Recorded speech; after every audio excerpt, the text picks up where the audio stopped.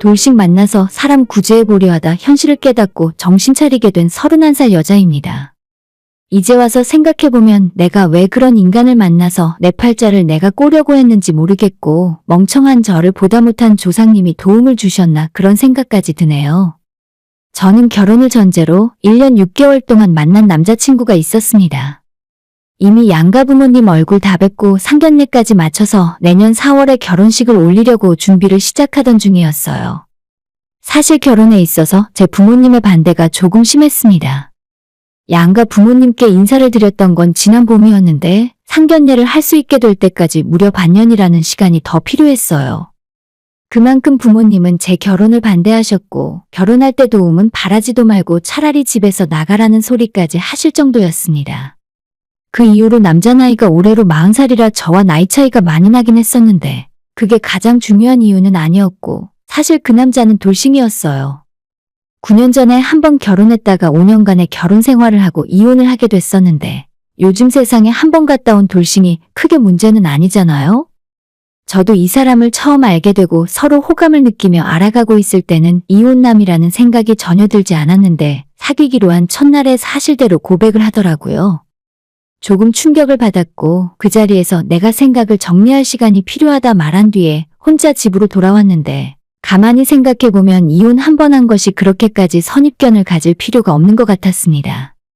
이 사람을 여러 번 만나면서 정도 많고 따뜻한 사람이라는 것을 알게 되었고 그래서 진지하게 사귀어보자는 마음을 먹게 되었던 건데 단지 이혼 경력이 한 번 있다고 해서 바로 관계를 정리하는 건 아니라 생각했어요. 조금 더 알아보고 만남을 계속해보다가 내가 받아들일 수 없는 부분이 있다면 그때 헤어져도 늦지 않겠다는 생각으로 다음날 다시 이 남자에게 연락해서 진짜 사귀기 시작하게 되었습니다. 사실 돌싱이라는 것만 문제가 되는 건 아니었어요. 헤어진 아내와의 사이에서 6살 아이가 있었는데 그나마 다행히 아이는 애엄마가 키우고 있지만 그 아이 때문에 애엄마와 연락을 지속적으로 하고 있었습니다. 내가 애엄마랑 어쩔 수 없이 연락은 주고 받아야 해. 양육비 문제도 있고 어쨌든 나도 애 아빠니까 끝까지 아이는 책임지고 싶거든. 하지만 단지 아이 문제 때문이지 다른 감정은 전혀 남아있지 않아. 저도 정말 제정신이 아니었고 그때는 이 남자의 이런 모습까지 책임감이 있어 보이고 좋게만 생각이 되었어요. 아마도 뭔가의 시인 것 같다고 생각합니다. 아무튼 그 이후로 1년을 더 만났고 서로에게 확신이 생겨 결혼을 결심하게 되었습니다. 저희 부모님에게 제가 이 남자와 결혼하고 싶다는 말씀을 먼저 드리고 인사하는 자리를 만들었는데 거기서 엄마가 내 딸이랑 결혼하지 말아줬으면 한다고 단도직입적으로 말을 하셨어요.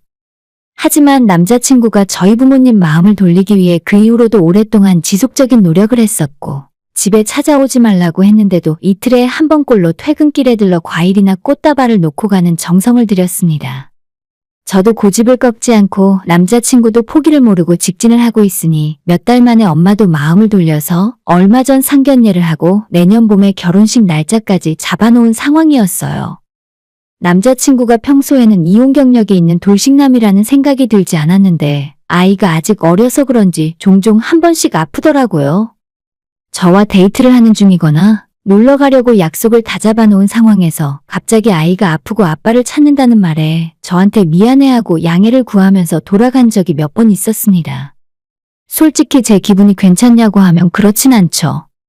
이혼한 아내와 아이에게 간다는데 어떻게 제가 아무렇지 않을 수 있겠어요? 그럴 때마다 마음이 많이 흔들리기도 했고 내가 앞으로도 이 남자와 결혼해서 이런 상황을 자주 마주쳐야 하는데 그때마다 쿨하게 웃으면서 잘 갔다 오라고 보내줄 수 있을지 확신이 없었습니다.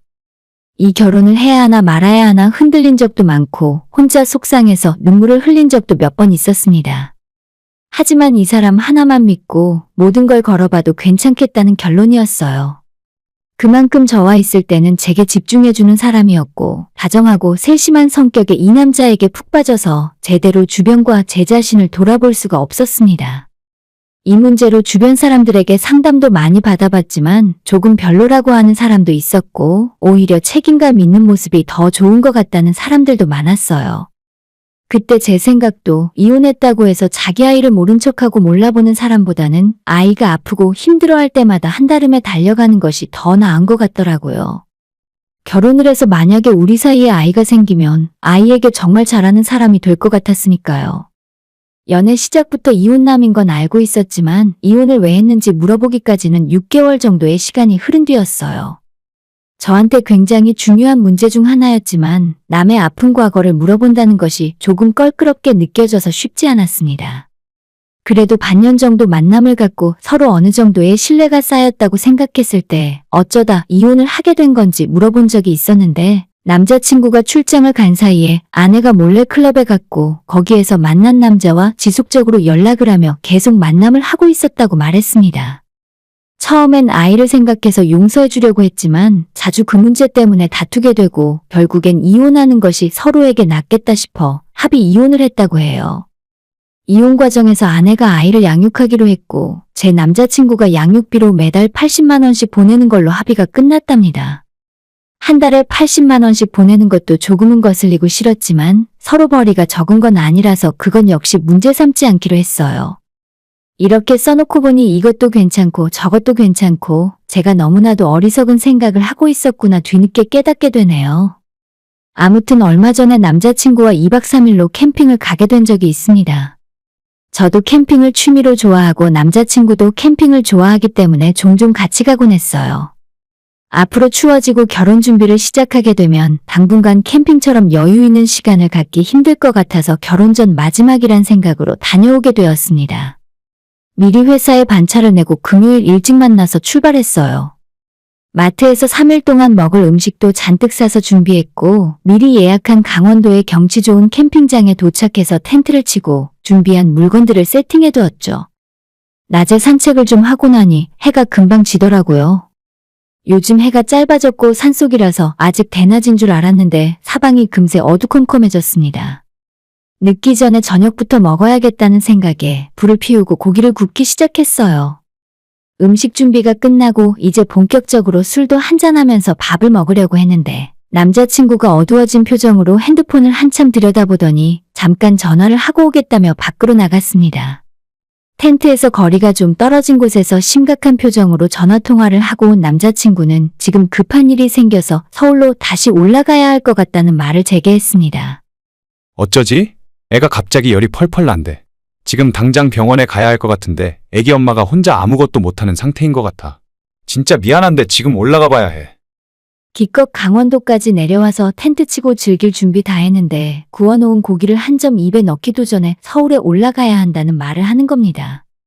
게다가 지금 당장 가겠다고 주변 정리를 하고 있는데 진짜 이때만큼은 우라통이 터질 것 같았어요. 근데 오빠, 아이 엄마는 혼자 애 데리고 병원 가면 안 돼? 택시 타고 응급실이라도 가면 될 거 아냐. 힘들면 119라도 부르라고 하지. 저도 나름대로 불만이 쌓인 상황에서 투덜대며 이야기를 했는데 남자친구는 제게 거듭 미안하다 사과를 하면서 아이 엄마는 주변 머리가 없고 혼자서 아무것도 못하는 성격이라 아이한테 문제가 생기면 자기를 꼭 부른다네요. 화가 잔뜩 났지만 남자친구가 먼저 사과를 하고 아이 문제니까 제가 계속 성질을 내고 있을 수도 없었어요. 일단 텐트도 정리해야 하고 세팅해둔 캠핑용품을 다시 차에 실어야 했는데 이런 상황에서도 남자친구를 도와서 같이 정리를 했습니다. 서울로 올라오는 차 안에서 뭔가 어색한 분위기가 계속됐어요. 제가 기분이 안 좋아서 말을 안 하고 입을 꾹 다물고 있기도 했고 남자친구도 제 눈치를 보느라 아무런 말도 하지 못했죠. 한참을 고속도로를 말없이 달리다가 갑자기 휴게소로 들어가더라고요. 미안. 나 너무 긴장해서 그런지 화장실이 급해서. 자기도 갈래? 괜찮다고? 그럼 차에 시동 켜둘 테니까 차 안에서 쉬고 있어. 올 때 커피라도 사올게. 남자친구는 저를 놔두고 화장실을 갔고 시동이 걸려있는 차 안에서 저는 혼자 남아 이런저런 생각에 잠겨 있었습니다. 결혼해서도 계속 이러면 어쩌지? 내가 정말 끝까지 이해심 넘치게 받아들일 수 있을까? 나중에 우리 아이가 태어나면 그땐 우리 애를 먼저 생각해줄까 등등. 오만 잡생각이 머릿속에 꽉 차 있었죠. 그러던 중 갑자기 핸드폰 메시지 알림이 울렸는데 제 것이 아니라 남자친구의 핸드폰이 울렸습니다. 차에 시동 켜두고 간다면서 차키를 두고 내렸는데 그런 와중에 핸드폰까지 깜빡하고 같이 두고 간 것 같았습니다. 당시에 차와 핸드폰이 블루투스로 연결이 되어 있었기 때문에 카톡이 여러 번 올 때마다 메시지가 자동차 내비게이션 화면에 뜨더라고요. 버튼 하나만 누르면 카톡을 볼 수도 있었는데 볼까 말까 혼자 고민을 하다가 남의 카톡을 훔쳐보면 안 된다는 생각에 일단 한번 참았어요. 무슨 상황인지 너무 궁금하기도 했고, 전 와이프라는 사람이 어떤 사람인지도 궁금했지만 제가 굳이 알아서 좋을 게 없었기 때문에 안 보려고 했죠. 그런데 남자친구의 핸드폰 화면으로 실시간 카톡 알림 메시지가 떠서 보고 싶지 않았는데 제 눈에 들어왔습니다. 아이 엄마로 연락처가 저장이 되어 있었고, 제가 처음 보게 된 메시지는 예상과는 완전 달랐어요. 오빠 언제 와? 지금 올라오고 있는 거 맞지? 보고 싶어. 나 잠 안 자고 끝까지 기다릴 거야. 이혼한 전 남편에게 왜 이런 카톡을 늦은 시간에 보내고 있는지도 모르겠고, 아이가 아파서 급한 상황이라는데 이상하게 아이 이야기는 전혀 없었습니다. 이때부터는 호기심을 참을 수가 없어서 두 사람이 나눈 카톡 내용을 확인하게 되었는데 정말 충격 그 자체였죠. 전 부인과의 카톡에서 아이가 아프다는 말은 단 한 번도 나오지 않았고 그저 그 여자가 저와 남자친구의 사이를 질투하며 캠핑을 그만두고 당장 올라오라는 말을 하고 있었습니다. 오빠 진짜 그 여자랑 결혼까지 할 생각이야? 나랑 우리 애 나는 이제 안중에도 없지? 오빠가 재혼하면 우린 완전 찬밥이잖아. 분명 이혼하고 깔끔하게 다 끝난 사이라고 했는데 두 사람의 대화 내용만 보면 전혀 그렇지 않았어요. 전 부인은 아직도 마음이 있는 사람처럼 질투를 하고 단순히 아이의 아빠로서가 아닌 사심이 잔뜩 묻어있는 말들이었습니다. 가장 큰 문제는 이런 상황을 제 남자친구도 냉정하게 끊어내지 못하고 쩔쩔매고 있다는 점이었죠. 그런 거 아니야? 나는 지금도 앞으로도 얘나 아빠로서 살 거야. 거짓말하지 마. 오늘도 내가 오라고 했는데 그 여자랑 캠핑 가야 한다면서. 됐어. 앞으로 우리 모니 앞에 나타나지도 마. 그냥 그 여자랑 재혼하고 행복하게 살면 되겠네. 왜 또 그래? 그 이야기는 저번에 다 끝났잖아. 나는 앞으로도 당신이 부르면 언제든지 달려갈 준비가 되어 있다니까. 그래, 그럼 지금 당장 올라와. 지금? 지금 어떻게 가? 방금 도착해서 텐트 치고 이제 자리 잡았는데. 오늘은 힘들고 하루만 자고 나서 내일 갑자기 볼 일 있다고 한 다음에 올라갈게. 됐어. 필요 없어. 난 오늘 아니면 오빠 평생 안 볼 거야. 아, 왜 또 이러실까? 잠깐만, 내가 1분만 있다가 전화할게. 두 사람 카톡 내용을 제가 머릿속에 떠오르는 대로 재구성을 해봤는데 대충 이런 말들이 오고 갔습니다. 절해놓고 제 앞에서 심각한 얼굴로 나가서 전화하고 오더니 아이가 아프다며 텐트 철수하고 급하게 서울로 올라가고 있던 거예요. 뭐 이런 미친 인간이 있나 싶었고 대체 전 부인과 계속 연락을 하고 이런 관계로 지내고 있으면서 왜 중간에 나를 끼워 넣고 재혼을 할 생각을 한 건지 모르겠더라고요. 15분쯤 뒤에 남자친구가 커피를 양손에 들고 걸어오길래 나는 그냥 택시를 불러서 가던지 알아서 할 테니까 너 혼자 전 부인한테 가라고 했죠. 남자친구는 시치미를 뚝 떼며 무슨 소리냐고 물었는데 저는 카톡 내용도 다 봤고 나한테 거짓말 해가면서 전 와이프에게 가는 놈을 어떻게 이해하냐고 했어요. 지나가는 사람 다 쳐다보도록 고속도로 휴게소 주차장 앞에서 제가 소리를 지르며 화를 냈고 서울까지는 같이 가자는 남자친구의 뺨을 치고 정강이를 걷어차고 당장 내 앞에서 꺼지라고 했습니다. 그리고 뒤도 안 돌아보고 일단 휴게소 건물 안으로 들어왔는데 솔직히 남자친구 차를 타고 왔기 때문에 어떻게 집에 가야 하나 막막했습니다. 부모님께 태우러 오라고 부탁하기엔 시간도 너무 늦었고 고민을 하다가 휴게소 직원에게 물어보니 밖으로 나가는 길을 알려주면서 택시를 부르라 하더군요. 그렇게 밤늦은 시간에 택시를 불러 타고 저는 혼자 집으로 돌아왔습니다. 그 사이에 남자친구에게 몇 번의 전화가 왔지만 전부 받지 않았고 나중엔 카톡으로 제가 오해를 한 부분이 있다면서 헤어진 와이프와 연락을 계속하고 있는 건 맞고 그 사람이 자기에게 미련이 있는 것도 맞지만 본인은 전혀 아니라고 변명을 했습니다. 근데 제가 카톡 내용을 안 봤으면 모를까 그 전에 대화 내용까지 다 확인한 상황에서 어떻게 그 말을 믿을 수가 있겠어요? 괜히 사람 더 힘들고 비참하게 하지 말고 여기서 끝내고 당신은 당신이 있을 자리로 돌아가는 것이 맞다고 이야기했습니다. 미련이 남는 건지 무슨 이유인지 끈질기게 저를 붙들고 자기가 잘못했다고 절대 그런 의도가 아니었다며 사과를 했지만 저는 남자친구의 사과를 받아주지 않았어요. 너무 황당한 상황에 이별의 슬픔보다는 화가 더 많이 났고 눈물도 나오질 않더라고요. 엄마한테 등짝을 몇 대나 맞고 그러길래 결혼은 하지 말라고 반대하지 않았냐는 소리를 50번쯤 듣고 난 뒤에 내가 정말 얼마나 큰 불효를 저지를 뻔했나 실감을 할 수 있었습니다.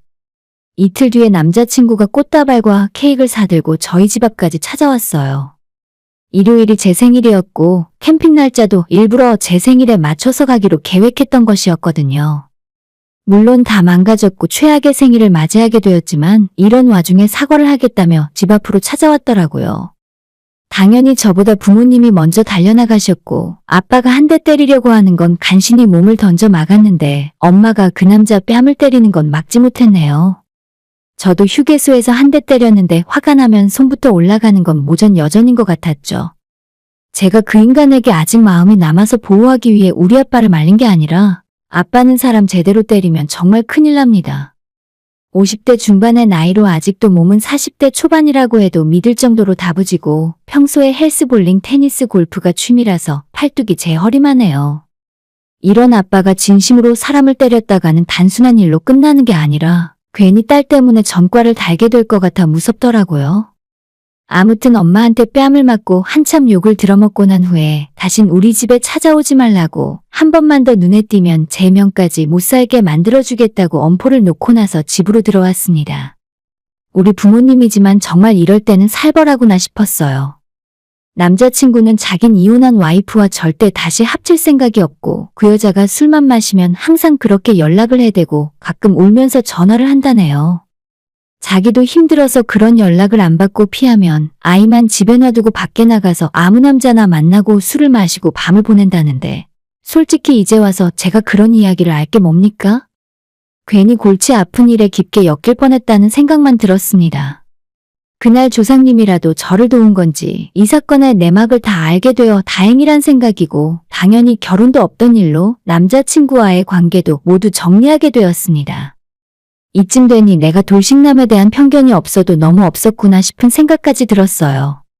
모든 이혼한 사람들이 그런 건 아니겠지만 최소한 두 사람 사이에 저를 끼워 넣고 저울질하는 짓은 안 했으면 좋겠어요. 다시는 만날 일 없는 사람이고 앞으로도 아이를 인질로 잡혀서 전 부인에게 질질 끌려다니며 살 바에야 이참에 다시 합치는 게 낫지 않겠나 하는 생각이 드네요.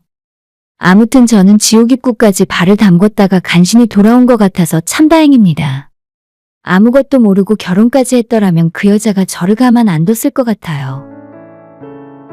오늘의 사연은 여기까지입니다. 구독과 좋아요, 알람 설정 부탁드려요. 다들 행복하시고 좋은 하루 되세요.